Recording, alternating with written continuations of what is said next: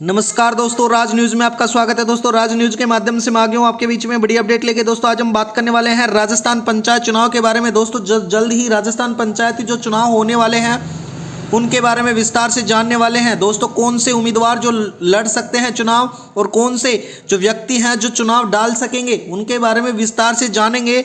और क्या नए नियम लगाए गए हैं भजनलाल सरकार द्वारा राजस्थान पंचायत चुनाव पे, उसके बारे में विस्तार से इस वीडियो के माध्यम से हम जानने वाले हैं। चैनल पे बने रहना, राज न्यूज को सब्सक्राइब कर लेना।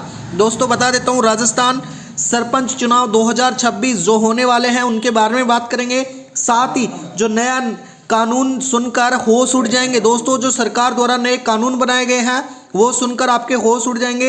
नए नियम लागू हुए हैं, यानी कि दोस्तों 30 साल पुराने नियम समाप्त कर दिए गए हैं। साथ ही वोट डालने वालों को भी तगड़ा झटका लगा है, उसके बारे में विस्तार से जानेंगे कि क्या नियम लगाए गए हैं। राजस्थान पंचायत चुनाव के तारीख, महीना और फिक्स कर दिया गया है। जी हाँ दोस्तों, ग्राम पंचायत चुनाव के लिए राजस्थान सरकार ने तारीख और महीना भी फिक्स कर दिया गया है। तो जितने भी जो चुनाव लड़ने वाले उम्मीदवार हैं और वोट डालने वाले जितने भी व्यक्ति हैं उनके लिए जरूरी सूचना है। वीडियो में बने रहना, चैनल को जरूर सब्सक्राइब कर लेना। दोस्तों, बता देता हूँ, राजस्थान पंचायत चुनाव 2026 में उम्मीदवारों के लिए 10 जरूरी नियम और पदों की जरूरी जानकारी और जरूरी दस्तावेज, ये संपूर्ण जानकारी हम इस वीडियो के माध्यम से आपको समझाने वाले हैं। साथ ही मैं बता देता हूं दोस्तों, राजस्थान पंचायत चुनाव 2026 की जो तैयारियां हैं सरकार द्वारा तेजी से करी जा चुकी हैं। साथ ही इसके बाद चुनाव में कई बड़े बदलाव को लेकर बड़ी खबर आई है। आज हम जानेंगे, बताएंगे कि किन किन पदों पर चुनाव होंगे,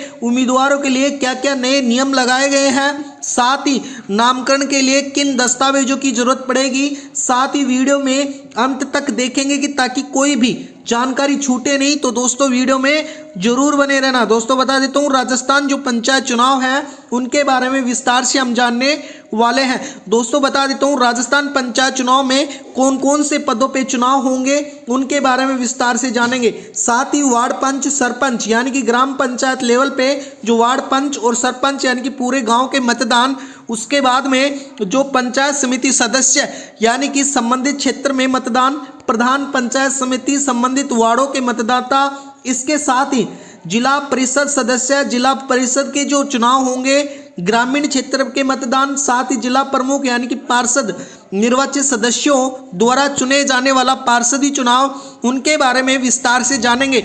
यानी कि दोस्तों, लोगों का सवाल है कि राजस्थान पंचायत राज चुनाव, राजस्थान पंचायत चुनाव कब होंगे। तो मैं बता देता हूं, 2026 में होने वाले हैं। साथ ही मैं ये बता देता हूं कि जो उम्मीदवार हैं जो अब की बार चुनाव लड़ेंगे उनको 10 प्रमुख नियमों में हर नियम में 3 बातों का ध्यान रखना होगा।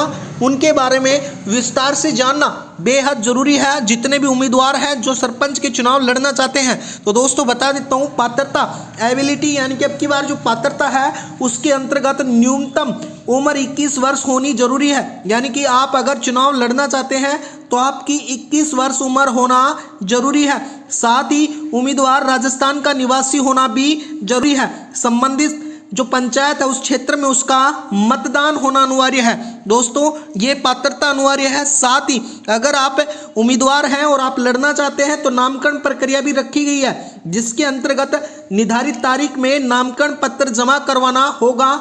साथ ही नामकरण पत्र के साथ जमानत राशि जमा करानी होगी। साथ ही सभी कागजात यानी कि स्वयं प्रमाण पत्र होना भी जरूरी होगा।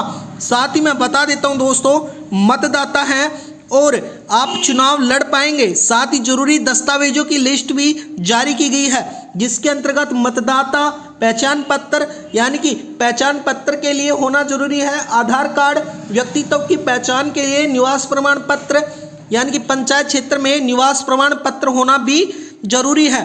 साथ ही आवश्यक जो जांच है वो की जाएंगी। दस्तावेजों की जांच के लिए सभी नामकरण पत्रों को जांच अनिवार्य अधिकारी द्वारा की जाएगी।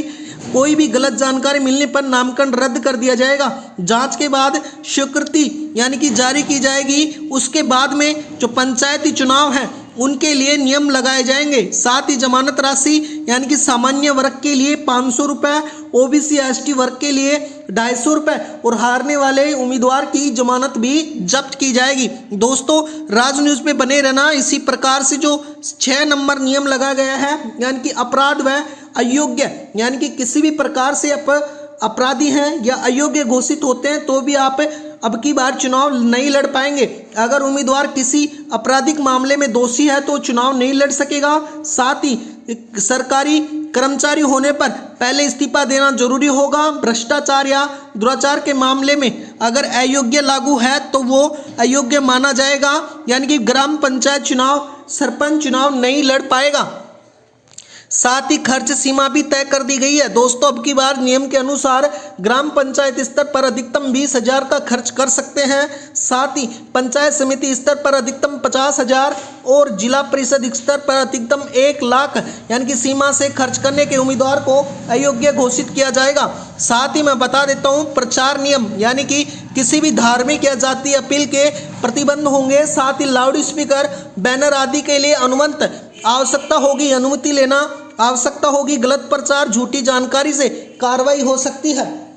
इसके साथ ही मैं बता देता हूं दोस्तों जो 9 नंबर नियम लगाया गया है। 9 नंबर महिला आरक्षण नियम यानी कि 50% सीटें महिलाओं को आरक्षित की गई हैं। साथ ही एसटी, एससी, ओबीसी आरक्षित जो प्रणाली है वो लागू की जाएगी। साथ ही आरक्षित सीटों पर केवल योग्य वर्ग की महिलाओं को ही चुनाव लड़ सकेंगी। इसके साथ ही जो 10 नंबर नियम लगाया गया है दोस्तों, आचार संहिता यानी कि चुनाव तिथि घोषित होने के बाद आचार संहिता लागू होगी। उसके बाद में सरकारी संसाधनों में राजनीति के लिए उपयोग वर्जित कर दिया गया है। साथ ही नियम तोड़ने पर उम्मीदवार पर कार्रवाई और उसको निष्कासित भी किया जा सकता है। तो दोस्तों जो आप चुनाव लड़ना चाहते हैं तो आपके लिए ये नए नियम लगाए गए हैं। तो दोस्तों वीडियो में बनने के लिए धन्यवाद। राज न्यूज़ को सब्सक्राइब कर लेना। राज न्यूज़ के माध्यम से रोज हमारी इसी प्रकार से नई अपडेट आती रहती है। दोस्तों वीडियो में बनने के लिए धन्यवाद। आपका दिन शुभ हो।